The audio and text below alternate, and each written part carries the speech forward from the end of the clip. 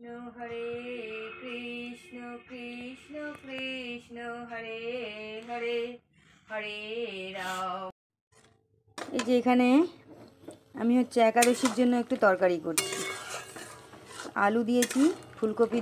वो दुष्टता का रोल करेगा और जितना बढ़िया हीरोगिरी का रोल करेगा उतने फिल्म। গুড মর্নিং, সকলকে জানাই অনেক অনেক ভালোবাসা, অনেক অনেক স্বাগত সুপর্ণা ব্লগে। নতুন একটা দিন, নতুন একটা সকাল আর নতুন একটা ভিডিও। দেখো আজকে হচ্ছে পুত্রদা একাদশী, 10ই জানুয়ারি। সকাল সকাল চলে এসেছি ঠাকুর ঘরে। ভগবানের সেবা পূজা দেওয়া হয়ে গেছে, এখন তোমাদের সাথে একটু শেয়ার করছি সেবা পূজাটা। তো ভগবানের সেবা পূজা দর্শন করো, দর্শন করলে ভোগ দর্শন করো, ভগবানের ভোগ দর্শন করলে দুর্ভোগ কাটে। আর কি, চলো এবারে চলে যাই ঘর দুয়ার পরিষ্কার করতে, সে একটু ভগবানের সেবা নিয়ে। ভগবানের সেবা করে নিজে প্রসাদ গ্রহণ করে চলে আসলাম হচ্ছে ঘর পরিষ্কার করতে। আর ঘরে দেখো এখন বিছানাপত্র সব পরিষ্কার করবো, লেপগুলো ভাঁজ করে তুললাম। এবারে বাবান আর তুতানের জামা কাপড়গুলো যেগুলো ছাড়া আছে সেগুলো একটু ভাঁজ করে নিচ্ছি। এগুলো ভাঁজ করে রাখার পর বিছানাটা ভালো করে সুন্দর করে ঝেড়ে খাটটাটগুলো, ড্রেসিং টেবিলগুলো সব মুছে নেবো ভালো করে। আর মুছে নিয়ে একদম ঘর দুয়ার সব রেডি করে নেবো। গীতাদি এসে গীতাদির কাজগুলো করবে আর আমি আমার কাজ করতে থাকবো। তো দেখো এখন সোয়েটারগুলো সব ভাঁজ করে নিচ্ছি। তার কারণই হচ্ছে এগুলো সব খুলে রেখে গেছে, সোয়েটারগুলো এলোমেলো হয়ে ছড়ানো ছিটানো আছে, এগুলো ভালো লাগে না দেখতে। তো নিত্যদিনের কাজ এগুলো করতেই হবে প্রতিদিন। মানে যেসব করতে হয় সেগুলো প্রতিদিন নিয়ম করে করি। তো এগুলো হচ্ছে এখন ভাঁজ করে রেখে দেবো যেখানে থাকে। আর এদিকে তারপরে বিছানাটা ভালো করে সুন্দর করে ঝেড়ে নেব। ঝেড়ে নিয়ে খাটের চারপাশটা এবং খাটের মাথাটা মুছে নেব। আর হচ্ছে মুছে নিয়ে তারপরে বিছানার চাদরটা একদম টান টান করে দেবো। বিছানার চাদর টান টান করা থাকলে ভীষণ ভালো লাগে ঘর দুয়ার দেখতে, আর ঘর দুয়ার গুছানো থাকলেও ভীষণ ভালো লাগে ঘর দুয়ার দেখতে, তাই না? তো এখন হচ্ছে ক্যারামের ঢাকাটা পড়ে গেছিলো, তাই ক্যারামের ঢাকাটা তুলে ঢাকা দিয়ে দিলাম। আর এখানে চট জলদি একেবারে ঝটপট করে নিচ্ছি বিছানা টিছানা পরিষ্কার, কেননা এরপরে আরও কাজ আছে। ফার্নিচারগুলো মোছা আছে, কাপড় গোছানো আছে, অনেক কাজ আছে। কি সোয়েটারগুলো কিছুটা হলেও গুছালাম। তো এখন হচ্ছে আমি বিছানাটা ঝাড়ছি। আর বিছানাটা ঝাড়ার পর রান্নাবাড়ি তো পড়েই আছে, রান্নাবাড়ি তো এখনও হয়নি। সকাল থেকে কি কম কাজ সংসারে, একা হাতে কম কাজ, তাই কি না? খাওয়া আর স্নান আর পুজো, এই তিনটে তো কাজ না, কত কাজ থাকে, তাই না? আনুষঙ্গিক ঘর দুয়ারের কোথায় ঝুল হয়ে গেছে, কোথায় জানলা দরজা নোংরা হয়ে গেছে, কোন জানলাটা মুছতে হবে, কোন জানলাটা কী করতে হবে। তো এই সব মানে বিভিন্ন কাজকর্ম থাকে। শুধু রান্না খাওয়া করলে তো আর ঘর দুয়ার পরিষ্কার থাকবে না, তাই না? রান্না খাওয়ার সাথে সাথে এই কাজগুলো নিত্যদিন করে নিতে হয়। তো দেখো এখন হচ্ছে ড্রেসিং টেবিল পরিষ্কার করে নিচ্ছি। ড্রেসিং টেবিলের সমস্ত জিনিস নামিয়ে মুছে একেবারে ড্রেসিং টেবিলের টাজগুলো সব মুছে ভালো করে সুন্দর করে পরিষ্কার করে নিচ্ছি। না হলে কি হয়, ধুলো পড়ে যায়, দেখতে বাজে লাগে প্রতিদিন। এগুলো আমার প্রতিদিনই নিত্যদিনেরই কাজ। এই কাজগুলো করে তারপরে চলে যাব রান্না করতে। বাবান ওপরে বসেছে, বাবানকে বললাম যা ওপরে বসগা একটু। রান্নার সময়টা কয়দিন ধরে বাবানকেই একটু বসাচ্ছি ওপরে, কেননা বাবান না বসলে আমি আবার বসে থাকলে আমার রান্নার দেরি হয়ে যায়। তো সবাই তো দুপুরবেলা খেতে হবে, সবাইকেই তো খাওয়া দাওয়া করতেই হবে, যতই দোকানে বসা যাক। সবাই মিলে বসে থাকলে হয়ও না। তো বাবানকে বললাম তুই একটু দোকানের সামনে রোদ আছে, ওখানে বসে পড়গা, আর আমি হচ্ছে রান্নাটা সেরে ফেলি।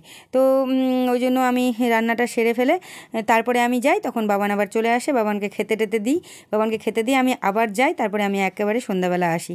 তো এই হচ্ছে ব্যাপার। তো এখন হচ্ছে আমি ড্রেসিং টেবিলগুলো মুছে নিচ্ছি। ড্রেসিং টেবিল মুছে তারপরে কাজকর্ম সব কমপ্লিট হয়ে যাবে আমার। ঘরের কাজ প্রতিদিনই থাকে, ঘরের কাজ প্রতিদিনই করতে হয়। আর বাহ্যিকভাবে পরিষ্কার থাকাটাও যেমন ভালো, মন থেকে পরিষ্কার থাকাটাও তেমনই ভালো, তাই না? মন এবং শরীর দুটাই পরিষ্কার রাখা ভালো, এবং তার সাথে সাথে গৃহকর্ম করে, ঘরের কাজকর্ম করে, ঘর দুয়ারও পরিষ্কার রাখাটা হচ্ছে একদম সম্পূর্ণ নিজের ব্যাপার, তাই কি না? নোংরা থাকলে তো থাকাই যায়, থাকাটা কি ভালো? লোকে এসে যদি দেখে ঘরটা নোংরা তাহলে কি বলবে?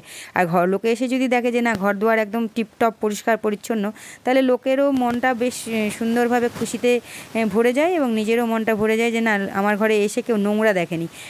নোংরা থাকলে তো থাকাই যায়, তাই না? কাজে ফাঁকি দিলে তো দেওয়াই যায়।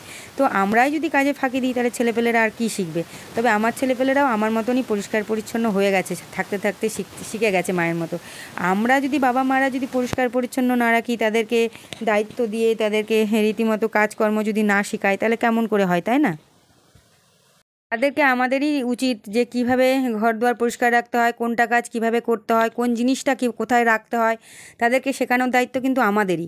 আমরা শেখালে তবেই তারা পরবর্তী জীবনে নিজেদের যখন সংসার হবে, নিজেদের যখন জীবন হবে, তখন সেটাকে অ্যাপ্লাই করতে পারবে যে না এই কাজটা তো এইভাবে শিখেছিলাম, আমার মা তো এই কাজটা এইভাবে করতো, তাহলে আমরাও এইভাবে করি, বা আমার বাবা এই কাজটা এইভাবে করতো, তাহলে আমরা এইভাবে করি, তাই কি না? তোমরাই বলো, আর তোমরা কমেন্ট করে জানাবে যে আমি ঠিক বলছি কি না। তো ছেলেপেলেরা শেখে মা বাবার কাছ থেকে, মা বাবা যেমন হবে ছেলেপেলেও তেমন কেমন হবে। তবে ব্যতিক্রমও হয়, অনেক মা বাবা ভালো, ছেলেপেলে হয়তো সেরকমভাবে হয় না, আবার অনেক ছেলেপেলে এত ভালো হয়ে যায় যে সেটা মা বাবা ধরাছোঁয়ার বাইরেই হয়ে যায়। তো এটাই হচ্ছে মানে খুব স্বাভাবিকভাবে বাড়ির পরিবেশ যেমন দেখবে ছেলেপেলে সেরকমই হয়।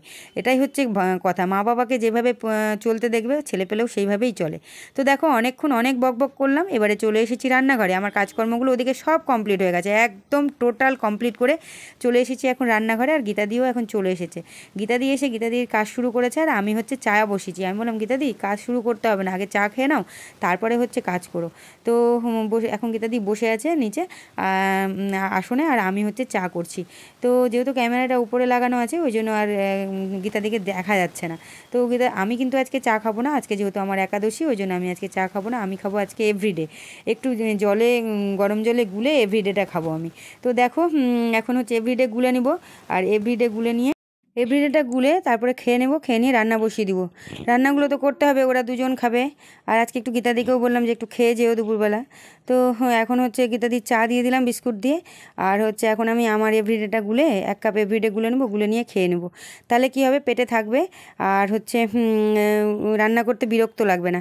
না হলে শুধু ওই একটু প্রসাদের ফল খেয়ে আছি, তো একটু খিদে খিদে পাচ্ছে, অনেকটাই বাজে, প্রায় 12টা 12:30 বাজে। তো দেখো কাপে এভরিডেটা গুলে নিয়েছি, আর এখন হচ্ছে চামচ দিয়ে একটু ঘেটে নিচ্ছি। এখন হচ্ছে এটাকে খেয়ে একদম মন ফ্রেশ করে পেট ভরে খেয়ে নেবো। 1 কাপ খাওয়া মানে অনেকটা, এটা কাপটা অনেক বড়। তো এখন ভালো করে সুন্দর করে একটু এভরিডে খেয়ে একেবারে রান্নাঘরে ঢুকে যাব। রান্না তো করতেই হবে, রান্না না করলে তো আর হবে না, কেননা ও 2 ছেলে খাবে। তো হচ্ছে আজকে রান্না করব হচ্ছে আলু ফুলকপির তরকারি, ছোলার ডাল, আর একটু বেগুনি ভাজবো, আর সবুজ ফুলকপি এনেছে সেটাও ভাজবো। সেটা ভাজবো বলতে বেগুনি যেরকম চালের গুঁড়োর মধ্যে করে ভাজবো, ওরকমই হচ্ছে সবুজ ফুলকপিটা ওরকম চালের গুঁড়োর মধ্যে দিয়েই পকোড়ার মতো করে ভাজবো। তো বাবানের আজকে ইচ্ছে সবুজ ফুলকপিটা খাবে, ওই জন্য সবুজ ফুলকপিটা ও নিয়ে এসছে বাজার থেকে। ও আর বুদ্ধদা বাজারে গেছিলো, ও ডিম কিনবে বলে গেল বুদ্ধদার সাথে। বুদ্ধদাকে সবজি বাজার করতে দিয়েছিলাম, ও বুদ্ধদার সাথে গেল, ডিম কিনে নিয়ে এসছে। তো আজকে যেহেতু একাদশী ওই জন্য আমি আর ডিম করবো না, আজকে কালকে খাবে। তো এখন হচ্ছে আমি বসিয়ে দিয়েছি রান্নার। ও চলে এসছে ওপর থেকে, বললো আমি স্নান করব, খাবো, জিমে যাবো। আমি বললাম ঠিক আছে, কারণ ও তাড়াতাড়ি খায় যেহেতু জিমে যায়।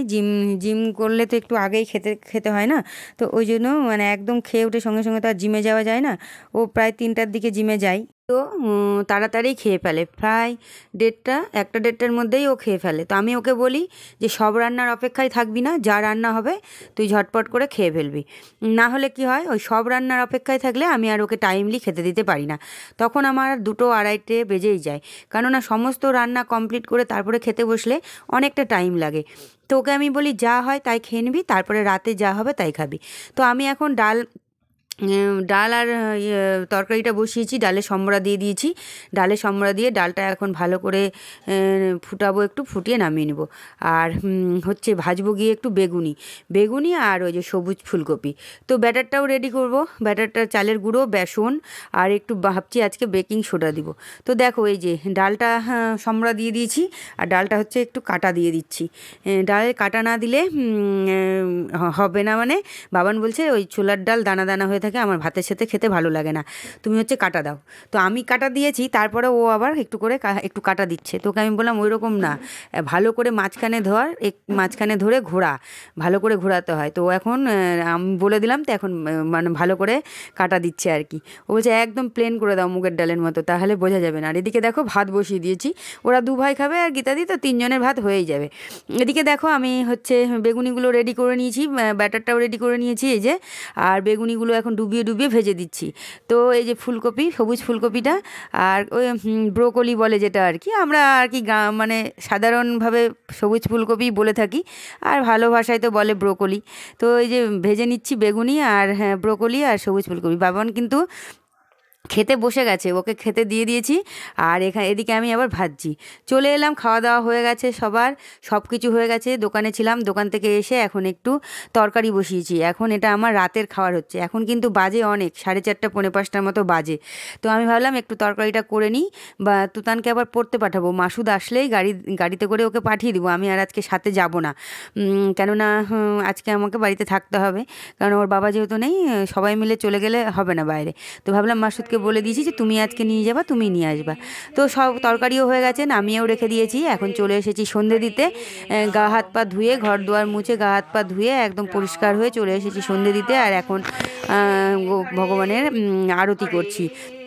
ভগবানের আরতি করার পর আমার হবে বিশ্রাম। তারপরে ভগবানকে শয়ন দিব, গুরুদেবের পর্দা দেব, তারপরে গুরুদেবকেও শয়ন দেব। তারপরে হচ্ছে যে বিশ্রামের পালা।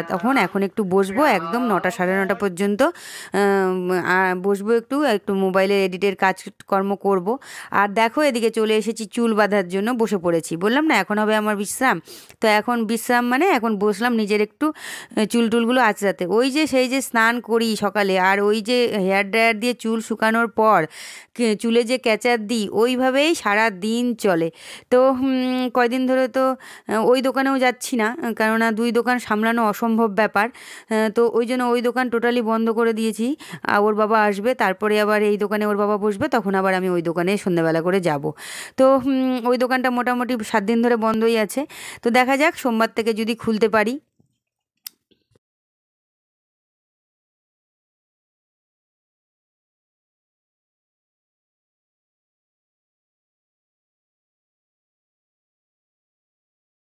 তখন আবার অন্যরকম ব্যস্ততা, তখন 5টা বাজতে বাজতেই তাড়াতাড়ি করে রেডি হতে হবে। তা রেডি হয়ে তারপরে দোকানে যাওয়ার জন্য একটা ব্যস্ততা থাকে, সবাইকে চা দিতে হবে। মানে এক এক সময় এক এক রকম মানে থাকে আর কি, মানে কি বলবো, মানে রুটিন এক এক সময় এক এক রকম। ওর বাবা না থাকলে একরকম থাকে, তখন মনে হয় কি বাপরে বাপ কত দায়িত্ব। তখন মনে হয় যে দুজনার কাজ একজনা করলে কত কঠিন জীবন। আর দুজনে ঘর সংসারের কাজগুলো যখন দুজনে ভাগ করে নেওয়া যায়, তখন কত সচ্ছল, কত স্বাভাবিক, কত আরামে চলা যায় দুজনকেই। মানে ওর বাবা যদি 7 দিন না থাকে, আমার যে চাপ হয়ে যায়, মানে কি বলবো, আমার মানে ভীষণ চাপ হয়ে যায়। মানে আমি এগুলো বলে বোঝাতে পারবো না কত চাপ হয়। তো দুদিক সামলানো, আর তারপরে ছেলেপেলের পড়াশোনা, স্কুল, সমস্ত কিছু মেনটেন্স করা, মানে একদম মানে জুলুম হয়ে যায় আমার। তাও আমাদের স্টাফগুলো ভীষণ ভালো, তারা ভীষণ ভালো সার্ভিস দেয় এবং তারা ভীষণ সহযোগিতা করে। তো ওই জন্য আমার অতটা কষ্ট হয় না, নইলে তো ভীষণ আরও কষ্ট হতো। ওরা অনেকটা সামলে নেয়। তো ওই যখন আর কি রান্নার টাইমটা, তখন আমি চলে আসি ওদেরকে বলে যে তোমরা থাকো, আমি রান্নাটা করে আসি, যেহেতু বাড়িতে, সেটাও আর একটা সুবিধা। তো আর কি, আর এই যে চিরুনিটা দেখলে না, এই চিরুনিটা জানো বিয়ের সময় আমি মানে প্রথম বিয়ের পরপর কিনেছিলাম আর কি। এখনও চলছে, প্রায় 18-19 বছর হয়ে গেল এই চিরুনিটা যত্ন করে। এই চিরুনিটা ছাড়া চুল আঁচড়াতেই পারি না। আর দেখো চলে এসেছি চুল টুল বাঁধার পর একদম রাতে খাবার খেতে।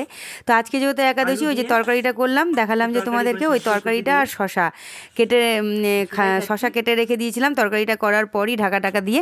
তো এখন হচ্ছে সব কিছু করে চুল টুল বেঁধে পরিষ্কার পরিচ্ছন্ন হয়ে একদম রাতের খাবার খেতে বসেছি। তরকারি খাচ্ছি আর শশা খাচ্ছি, এই খাবার খেলেই হয়ে যাবে। আর দুধ দিয়ে গেলে, দুধ এখনও দিয়ে যায়নি, আমাদের গোয়ালাটা ভীষণ দেরি করে দুধ দিয়ে যায়।